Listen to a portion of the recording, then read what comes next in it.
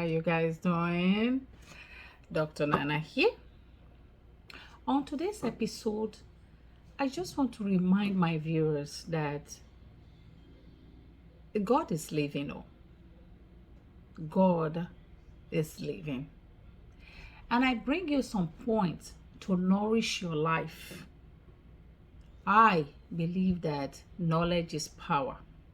And the knowledge that we have and we use is the power that we do have. So today's episode, I bring you some 2 points so you can, meditate on those points. I truly believe that going to church, it's not the salvation that we need to see God. Because I believe that we are the church. We are the church. The church is here in our hearts. The church that you see is a building. And I also believe that there's very, very good men of God still out there. Because we do need that gathering. Because even the scriptures encourage us to gather with like minds, to fellowship. So they are still very good men of God. And I will give you this for free. I attend a church here in the US. That church is an amazing church. I will tell you this for free. The pastor of that church, I think it seats about 2,000 people every Sunday. And the first day that you go to that church, there's 70% likelihood that you have a handshake with that pastor without even knowing that he's a pastor. Because it happened to us when we first went there about 8 years ago. Or as you are going out after the church service, there's 70% chances that he will also come to have a handshake with you. Very simple man. And when you go there, diversity is what plays out there. And you receive the word of God. You fellowship with other brethren. You receive and you give back. It's not a church that promotes first seat, second seat, middle seat, or a back seat. Why am I saying this today? I'm saying this because there are still very good men of God, both in Africa and here in the US. But they are very few. And we are missing it in Nigeria. The Nigerian populace are really missing it because I think, in my view, that those so-called men of God promote so much of this prosperity over even the worshiping of God. And people take that and take it to heart. But today, I'm here to give you 2 points. Why I talked about knowledge is power at the beginning is that even as I have a terminal degree, I'm still reading and I'm still learning. And yesterday, I was privileged to attend the women's conference that was organized by the church I'm talking about that I attend. And the speaker gave great messages that are in line with my belief, that are in line with my faith. We are living in the physical world. One of the points is that do not covet the portion someone else is carrying. That is a loaded message. Do not covet the portion someone else is carrying. That message is loaded in the sense that it's saying to you, all of us, that we should desist from coveting another person's desires. Why I keep going back to talk about what is happening in Nigeria and the GEOs there, they promote this prosperity and making people feel that you have to be rich to be blessed. And the speaker spoke about this, that when you covet another portion of someone else is carrying, there's no blessed assurance for you. Because that desire that you have coveted is not yours.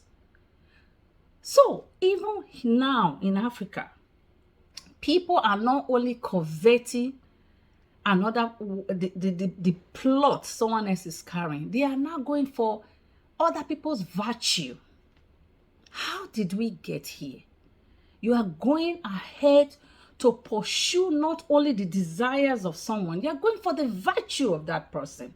How do you think that you have a blessed assurance? There is no blessed assurance for you. It is temporal.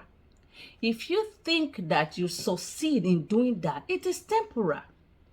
Because that's what you have coveted. It's not yours. And the end is destruction over destruction and over destruction. I'm going to play a video here for you to see. And then you will learn. On today's episode, the second point that I'm going to tell you to take home and nourish about it and use it to nourish your life is that if we have a living faith, like we believe in Nigeria, many people believe this faith thing and everything, which is everything we should have. Our hope is our anchor, and our anchor should be in the Lord. Our anchor should not be in one GEO or one pastor or what they are telling us. You can, if you put your hope in God, then you'll be able to receive the messages when you go to church on a Sunday or every other day that you can go there and know which one is true, which one is real, and which one is not. If we have a living faith, we should understand that divine provisions will require us as human beings to walk, because the Lord said, walk and I will bless your handiwork. Now watch this video. Our popular Kayamata seller, we all know Jaruma, isn't it? The beautiful lady, Jesus, the black, beautiful lady. And so she just wastes herself. As I'm talking to you, she did where they cure people when they do kolo. They say allegedly, say she don't kolo like real. And the funniest thing is that, according to them or according to the news, because they think they pay me for body, according to them, that she will be shouting, demanding that somebody should come and knock her. Just imagine that. This is a lady that used to sell liquid. Should I call it charm? Should I call it substance? She used to sell one kind of what they call kayamata. And the thing, what he's doing is that if you want to take away someone's husband, or you find one man that is rich and you want the man's money, just put that thing in that man's food. And the man will forget about his wife and family and follow you and give you all his wealth. Something like that. So now, those ladies that bought this kayamata from her hand, are you guys not afraid? Are you guys not afraid? Because the seller herself don't kolo. The seller herself is being locked up. This is a lady, she's rich. Like, that business gave her money. Like, if you see her mansion, if you see where she stayed, gave her money. The whole Africa, in short, not only Nigeria, they were patronizing this lady. So if this lady can kolo, what about the customers now? And even when she was at the peak of this business, selling this kayamata, raining everywhere that she can, anybody can take away a man, like, just like that, and the man will forget about the family. Her own marriage got spoiled. That is why I don't believe in all these things. If you check me, check my life, check my pay, check everything, I know they do this basbos or quick money, or everything has time.